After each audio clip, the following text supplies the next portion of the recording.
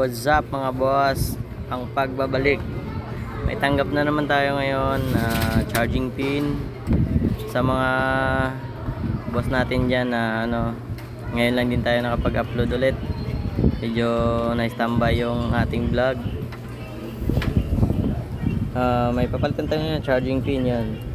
Yan, nakita nyo siya, lang siya, naka-convert na. Kaya papalitan natin ngayon ng charging pin para sa kanya. Pass forward ko na din para mabilis lang. Okay, yun, tanggal ko na. Linisan natin, lagyan natin yung panibagong pa para mabilis lang kumapit ulit. Tsaka kapit na kapit siya. Yun, lagyan natin ng plugs, hinangin natin ulit. Yan, para may bagong pa siya. Okay. Yan, lagyan natin ng paano din, hinangan natin yung paa ng charging para kumapit ng maayos. Kasi pag hindi mo hininangan, ang mangyayari dyan, mabilis lang matanggal. Tapos yung mga paa niya, okay, yan, kapit natin ulit, mabilisan lang. Yan, okay, lagyan natin charging pin. Mainit masyado kaya naka-twizzle tayo. Yan, hinangan yung mga paa, lalapat mo lang yan.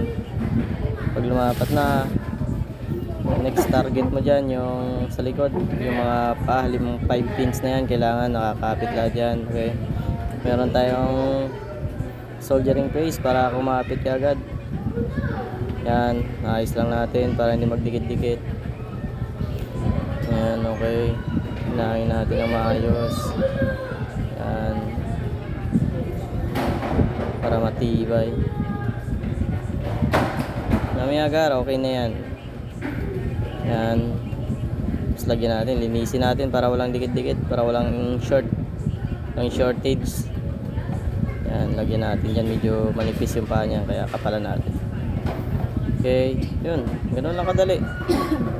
Tapos testing natin, pag okay na, solin na natin. Okay, makikita natin dyan.